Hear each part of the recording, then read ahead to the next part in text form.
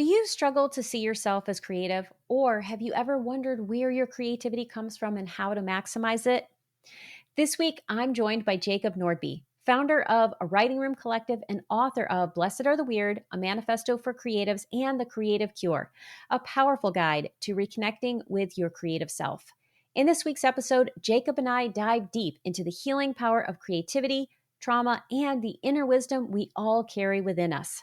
Grab your pen, open your heart, and join us as we discuss how to nurture your creative intuition, how to overcome the obstacles of comparison and fear, and how creativity can make you feel more alive and help you reclaim your authentic self. Let's dive in.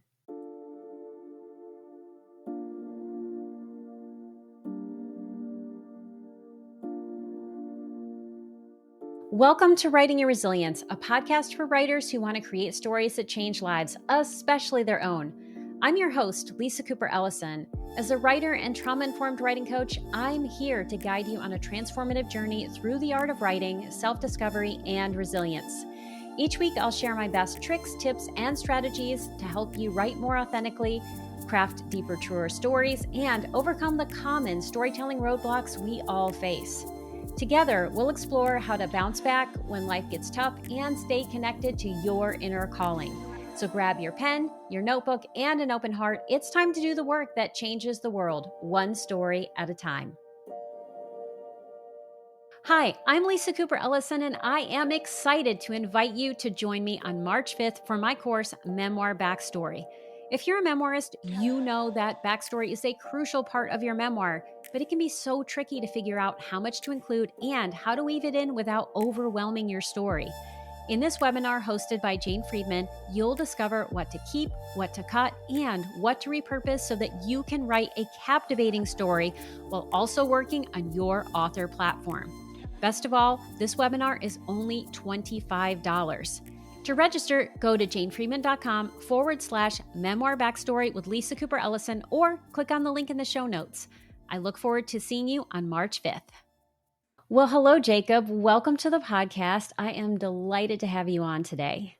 I'm so glad to be here, Lisa. Thank you for the invitation. Well, as soon as I read the title for your book, The Creative Cure, I knew that you would be a fantastic guest. And of course, then I found out that you know one of my heroes, Julia Cameron.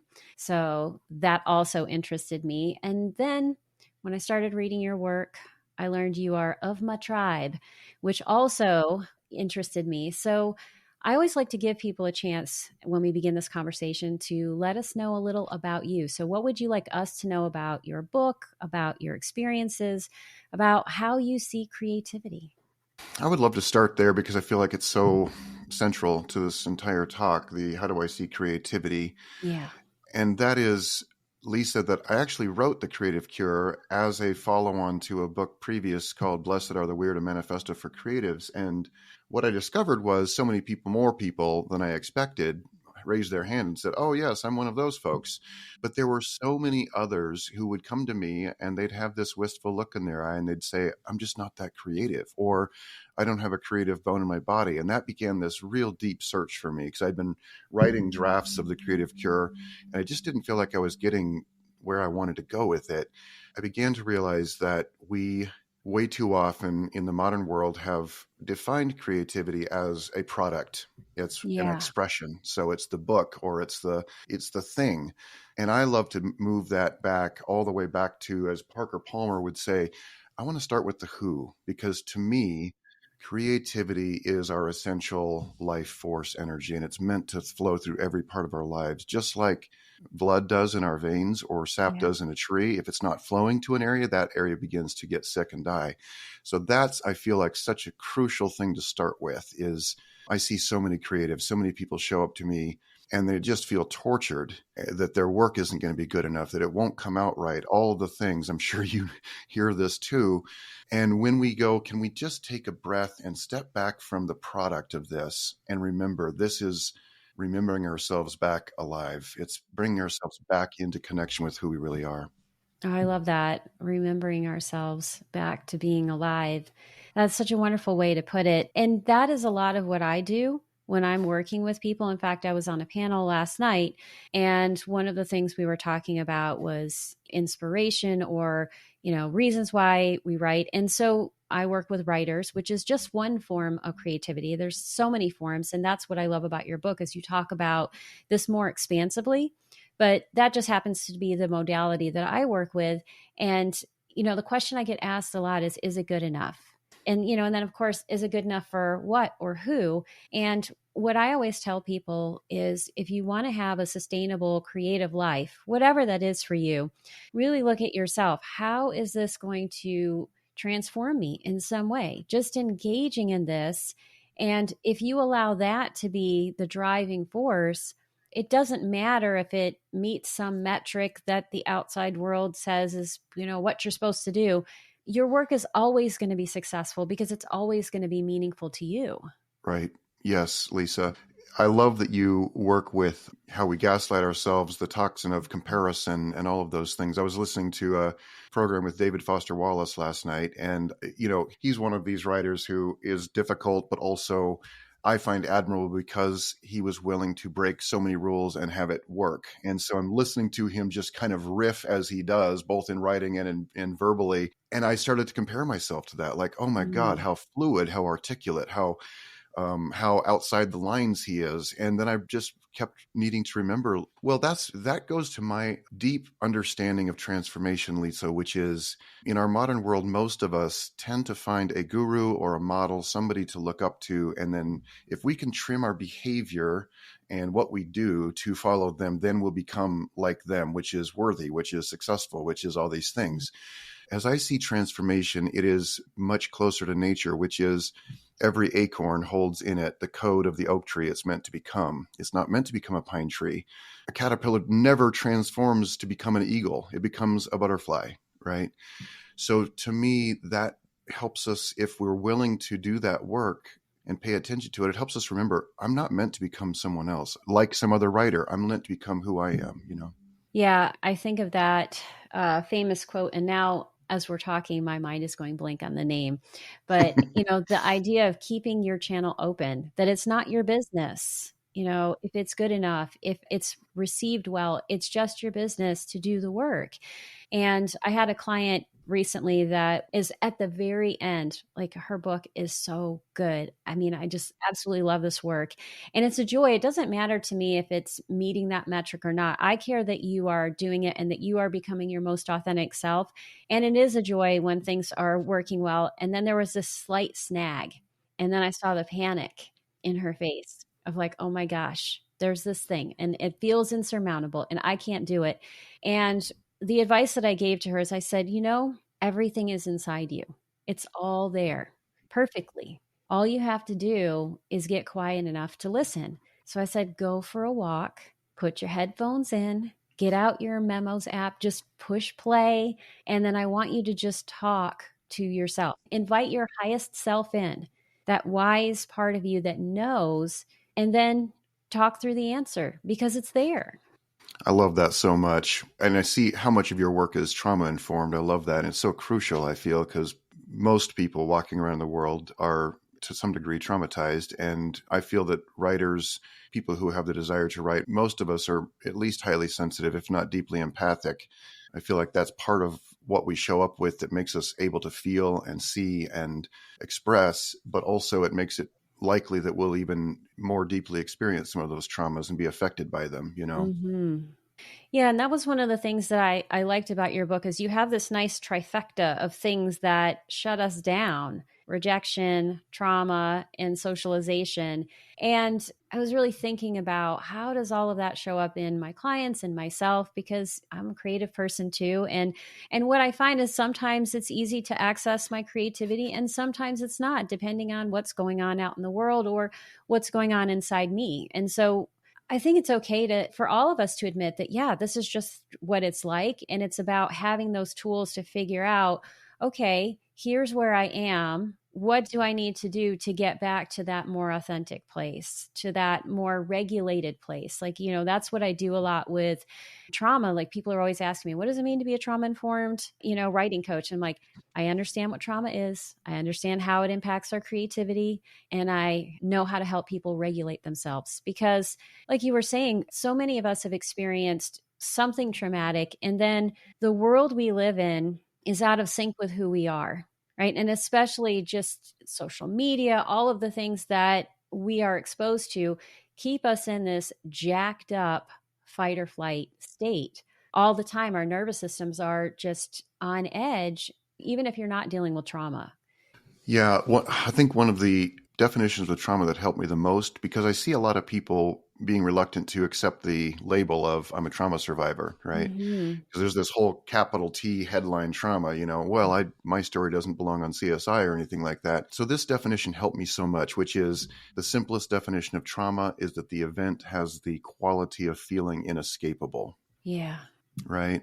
Many people who work with me will take the ACEs assessment, and they'll go, look, I have a 0 or a 1. Most people have more than that they're aware of. But I've seen so many people downplay, diminish what they've experienced. And I will share with them what I had to learn for myself, which is when I look back at events through the mind of an adult that has been conditioned and has been able to put things in its places, I'm often tempted to say, well, that wasn't a big deal. Everybody experiences that. But here's the thing. If that event colored the entire sky of your imagination and experience as a child, for example, it's not just childhood experiences, but if it did, it doesn't matter if it hits the ACEs assessment. That was traumatic. It likely left, you likely internalized some kind of message. Yeah. Absolutely. And, I talk about for a lot of people that it's a very personal thing. So, what might seem traumatic to one person might be no big deal to someone else based on prior history, based on just how you're wired. If your nervous system is sensitive, and most people who are creative have a sensitive nervous system, that sensitivity is what makes us creative because we experience the world in deep ways. And that's a wonderful gift. And it's something that it can easily be harmed by the world or overwhelmed. And what I often talk about with trauma is that when something is traumatic, I love that you said it was inescapable, because that is absolutely the case. And it's an experience of too much, right? It overwhelms the system. And because the system is overwhelmed, it goes into that fight, flight, freeze, fawn state to protect itself.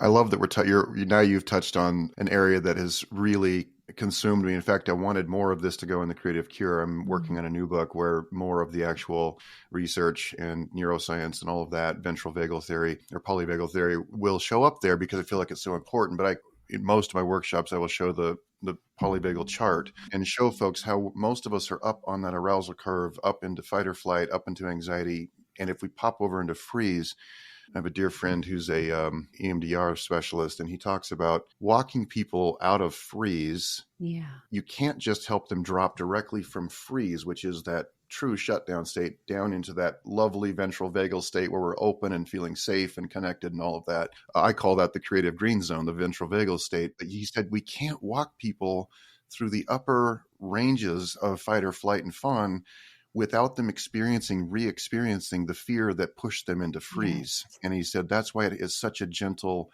delicate process, and we have to move back across the line often until they feel safe enough to, and often need a guide such as yourself, like, here, let me hold your hand so you know it's safe to feel these things and there's a better place to be and we can get there, Yeah. And I talk with writers a lot about how when you're writing and you are engaging in whatever your story is in a creative way, and you're engaging that memory, you are reliving it at the nervous system level in some way.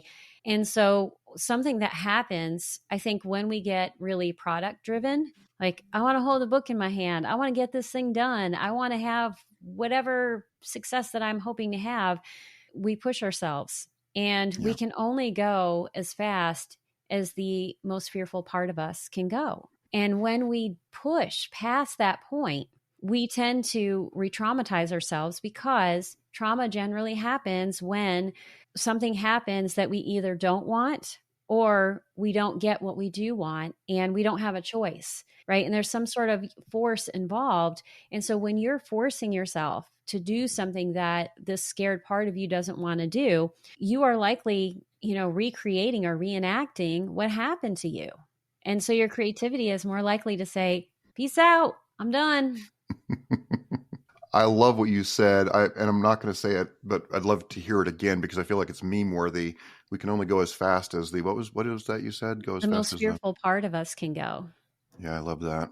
Yeah, and being able to cherish that is so important. And one of the things that I do, and this was one of the pieces where I was like, oh, I love how we're on the same page and I really want to talk about this, is the idea of intuition and how you can build, I call it creative intuition. I mean, there's intuition in all parts of our lives, but really, how do you build that creative intuition so that you give yourself choices and so that you're directed in a way that enhances your creativity, moves you into a more expansive state versus putting yourself in situations that close you down. Yes. Well, I have a relatively long story, but I can keep it shorter if you're interested in hearing how that really began to open up for me. I would love that. Okay. So I had lost everything, Lisa. By that I mean I had built businesses. I was 34, 35. Everyone, around me was reflecting, you're so successful. I was waking up terrified every morning at 3 a.m. and it didn't make sense. I had all the things, and I had a pretty massive spiritual experience in 2007 where I went to what I thought was a meditation retreat. It turned out to be a shamanic initiation, and I had never tried any plant medicines or anything. So this was a very big deal. And it really did create that, what they call in the recovery movements, a moment of clarity. And I experienced a few moments of not being afraid and of being in contact with the universe in a way that my religious upbringing said was impossible, which meant there was no fear there. I came down out of that experience knowing everything had to change, but I didn't have any idea how to do that. And so the financial meltdown of 2008 came along and wiped all of that out. And it gave me the opportunity, painful and scary, but it gave me the opportunity to start back over. So I moved my then wife and 3 little kids to Austin, Texas, from where I live in Boise. And when I was there, I began reading The Artist's Way. So that was kind of this early thing. I'm looking at my copy of it right now. My dad's signature is on the back of it. He handed me this book before I left and said, I feel like you need to read this book. It'll help you. He said, someday I want it back. I never got the opportunity to give it back to him because he died a couple of years later. But I feel that in some ways, my ability to work with Julia Cameron and share this work with others has become part of my giving it back to him. But while I was there, there was this cigar lounge, and there was this guy who was there, such an unlikely divine messenger, a squat dude, kind of a womanizer, kind of rough around the edges, but he also knew a lot about psychology. And so I would sit there and I was pouring out my story, and he was so kind to listen. And over and over again, he would ask questions and I would tell parts of the story. I didn't understand then how crucial telling the story was to healing, Mm-hmm. But this is where I'm getting to the intuition part, Lisa. He said, hey, I just met a young guy who moved here and he's really confused. He's really having a hard time. And he's like, I know you've been through a lot of things and I feel like you have some wisdom to share. Would you mind writing him a letter? And I'll pass it along and maybe he'll get in contact with you sometime. But I just know you can encourage him. And so, of course, I lit up like, oh, I'd love to help.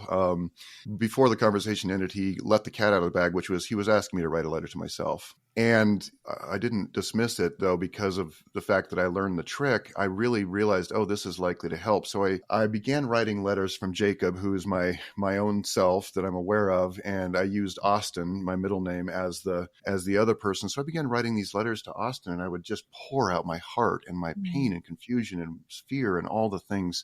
And then Austin would write back sometimes the next day. And this began to be this correspondence back and forth between these parts. And I began to experience Austin as this tremendously wise and also so compassionate. There was never any shaming or anything like that, reproach. It was always very kind and helpful.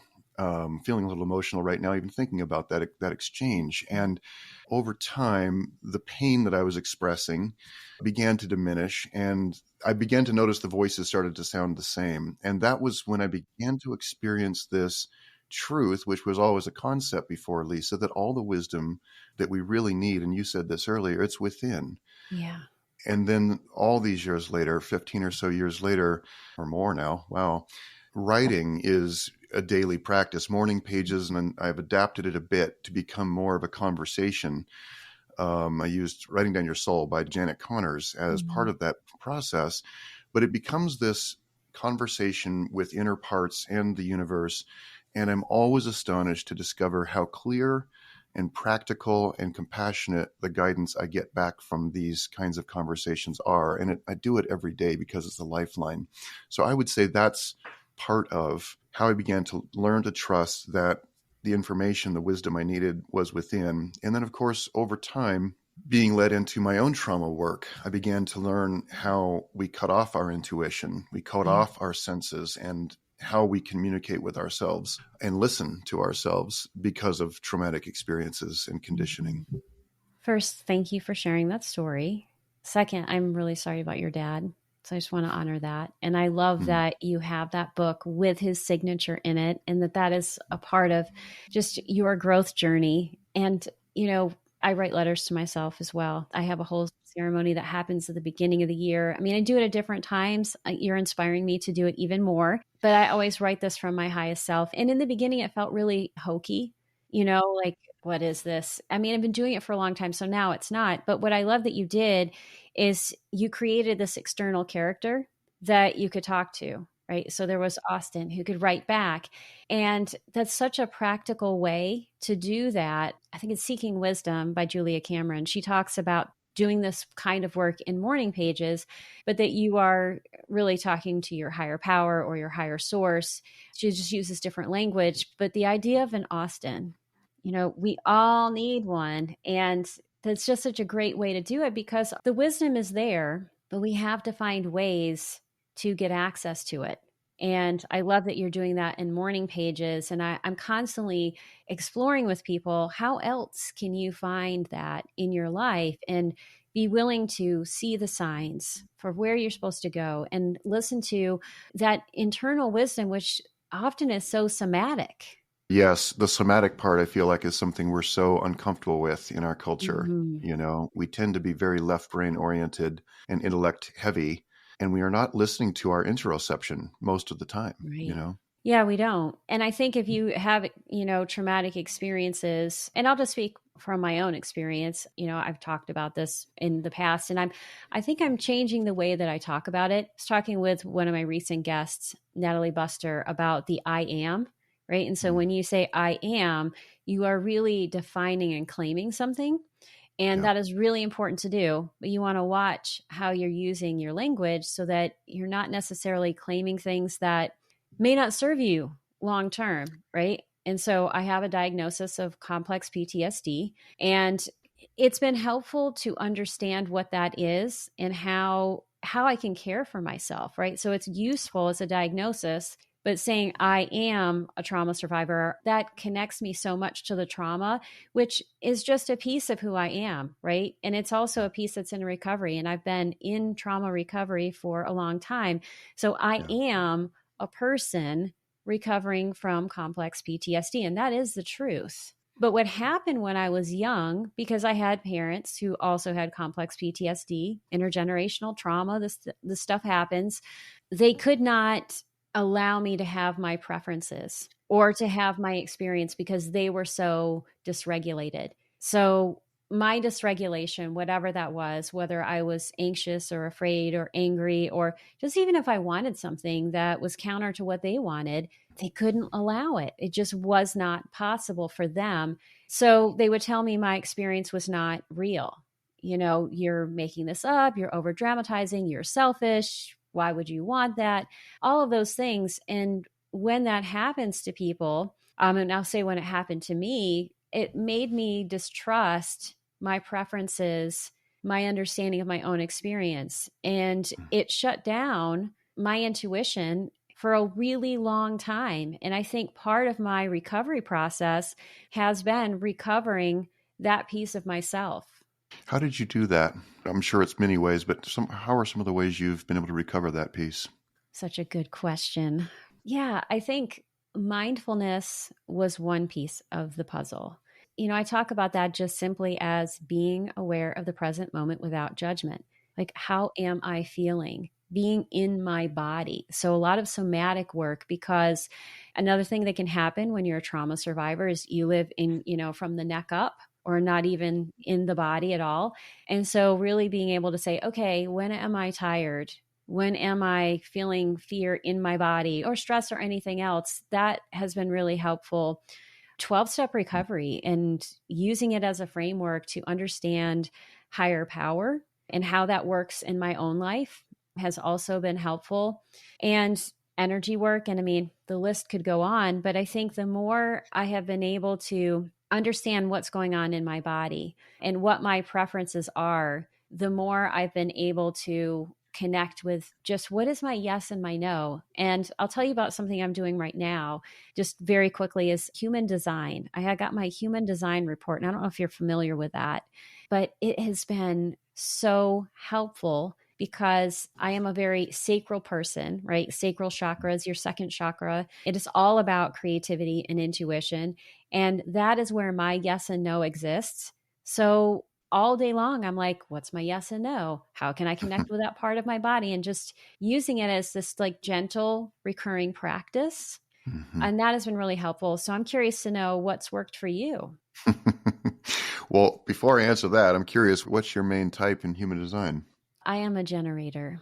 I am too, with the sacral authority. So I feel like that segues really well into the question, the answer. You talked about feeling cut off from even knowing Yeah. what you would prefer or what your will was, yes or no. I experienced a lot of that too as a child, oldest of six. And I got the message very early. I don't think it was ever explicit, but definitely picked up on it. My needs don't matter. It's important that we take care of these others. And also, very authoritarian experience of being parented. And so, yeah, I was constantly being told to ignore what I wanted, what I knew to be true, what felt right, all those things. And so I think there's a long process of even beginning to reconnect with what is true there. Hmm. Well, how have you reconnected with your intuition and understanding that part of yourself? Well, yeah, very much in line with what we've been talking about, even making space to ask the question of how do I feel right now? What do I need right now? Those two things. How do I feel right now? And be honest about it. I found myself often masking even to myself, even in the safety of my own journal pages, I would mask. I would try to present a shinier, more okay image than I was feeling. And Yeah. I began to realize the foolishness of that. It's like, this is the safest place to say what you really feel, what you really need. And so I began to do that, and using some of the methods you've talked about, using I statements rather than pushing it out here, but also learning how to create a bit of separation between the identification with what I was feeling. I am feeling this way. I am Mhm. not angry right now. I'm feeling anger. It's an Yeah. experience. It's like the weather. Then I can be curious about it because, psychologists will tell us that remaining consistent with our own identity is one of the most powerful forces in the human psyche. And so the more that I claim a thing as my own, unconsciously most of the time, I'm this, I'm that, it becomes part of the identity, and it becomes very difficult to move away from those behaviors that have created that experience. Yeah, we must be careful what we identify with. And I would love it if you would share that journaling exercise that you have, because I think, most of the people who are listening are writers. They are connecting with their creativity through that. And also, I think, through their intuition through writing. I think that can be such a profound way to use whatever that vehicle is that already feels comfortable to access this. So tell us this exercise. Okay. I have a free program that your folks are free to take that I'll mention later. But basically it's a very simple set of three questions. Number one is, how do I feel right now? Hmm. And I'll come back to that in a moment. What do I need right now? Hmm. And then the third one is, what would I love to create? But if I'm going through a lot of difficulty or emotional turmoil or something, often I'll need to ask it differently because, putting something way out there on the horizon of, I would love to create this, can feel irrelevant at the moment. So I'll often ask in the middle of something like that, how would I love to feel right now? Yeah. And so if you go back to the first question, we've been talking about this, Lisa, but asking that question how do I feel right now? And letting that come Mhm. out honestly. I'm feeling tired. I didn't get enough sleep last night. I'm feeling afraid about this interview I'm having later today, whatever it might be. It sends a signal to our inner self, to our inner creative self, and it says, I matter. I'm paying attention. I'm listening to you. And the second question is the same. What do I need right now? Yeah. I've been surprised at how practical those answers often are. Oh, I need to pee. I need to take a nap. Oh, I'm feeling thirsty, right? And it's surprising when you ask, like, how do we take these steps back? How do we heal that connection to our inner creative selves and our intuition? It's simpler and more practical often than we think it is. It's like if we can invite ourselves back into our body, back, as you said earlier, back into this present moment, look where our feet are planted on the ground, tell ourselves the truth of what's right now, and then ask the question, which tiny step do I need to take in the direction of what I would love? Yeah. Then it feels okay. It feels less overwhelming. It feels possible. Whereas if we're just sitting down, let's use in the writing world, like I'm sitting here sweating over writing a bestseller. And it's like, well, that's way out there in the future and may not ever happen in the way that my mind has it painted. Maybe I don't even care about it happening in that way. So the more that we can come back into ourselves, I feel like every time we do this with whatever it is, whether it's taking a walk, as you mentioned earlier, and listening to ourselves in that way, many, many ways of doing this, sitting meditation, all these things. Every time we do something like that, Lisa, I feel that we repair the connection to our inner creative selves that often Yes. gets filled with static and with pain and with all the things that keep us from listening, Yeah. Giving yourself what you need is so essential. And we talk about in the therapy world, you may have heard this term, the corrective emotional experience, which usually happens with another person where they mirror or they give you this thing that you didn't have in the past. But I think we can do this in these like very small, simple ways by when we have a need or an urge, we offer it to ourselves. We're like, oh, yeah, I need to pee. I'm going to get up and go to the bathroom, or I'm thirsty. I'm going to get a drink. Just that simple piece of telling your body, telling your creative self, I am listening. Those simple things allow you to connect with the things that may feel more ethereal. Where I am with my intuition is that I will get these nudges. Usually it happens in my gut, my lower gut near my sacral chakra, which is interesting. And I'll have like a burning, a heat, or a tension that will say, do this thing. And sometimes it's subtle and sometimes it's urgent. The more I can just pay attention and go, oh, it's there, and then I do it, I find the easier my life is. And also the more creative I am. And some of the publications I've had that I'm most proud of, these essays have come from like this internal, like, write this, do this thing. I listen and then it's like, oh, yeah, it goes very smoothly. Whereas other things, I'm like, oh, let me think about it from up here and figure out the thing. And sometimes that works out and, sometimes it doesn't, but it's a different process. Right. Agreed. We often make the mistake of creating a mental concept of what we think a creative person is and then try to get into that bubble out here somewhere. And often it has little to do with reality. And what I've learned about our creative energy, if we go back to this is the spark of life, if your listeners want to put their hand over their heart right now and just wait till they can feel their heart beating, it's the spark, right? It's that electricity Mm-hmm. that keeps our hearts beating. It makes galaxies spin. So therefore, it's primal, it's primitive, it's sensual, it's connected to the earth, it's connected to actual life. It's not as ethereal as we often make it. I have a dear friend who's a neuropsychologist, and when I was writing this book, he and I were having conversations about left brain, right brain, and all that. And I got excited. I said, well, Chris, it sounds like what you're saying. It's almost like we've told a bodybuilder to only develop the muscles on the left side of their bodies, like totally disregard the right side. Don't even look at that. This is the only thing that's important. And then after 20 or 30 years of doing that or more, that person discovers they can barely walk down the street. They're not functional. Yeah. And his face lit up. He's like, oh my God, yes, exactly. That's exactly what we've done. So it's not a matter of disregarding the left brain or the way that we process information and make meaning of it. It's simply a matter of going, we have cut ourselves off from tremendous wellspring of originality and intuition Yeah. and perception and experience. And so many of the things that I'm sure that you work with people in ways that sometimes feel uncomfortable, and I do too. And I try to make that as gentle and as safe as possible. But it's also Mhm. like, imagine you've been sitting on your foot for the last 40 years and then you stand up. You're probably going to fall down. It's going to feel Right. awkward. You're going to feel dumb. It might be even painful. So let's just go slowly and gently, but let's begin to bring circulation back to these other parts. That's such a great metaphor. Also, as a person who has practiced Buddhism for a very long time and done a lot of sitting meditation where my foot has gone to sleep, it feels very apt. Well, and it's funny because we can so easily understand that with that kind of an image. Yes, of course, we've all sat somewhere and then stood up and almost fallen over, or Right. or the foot was tingly and awkward. We felt dumb. What we forget is, as we begin to restore the connection to our inner creative selves, and this I feel is important, Lisa, is for everyone to remember your inner creative self has always been there. And by the way, it can't be damaged, it can't be diminished.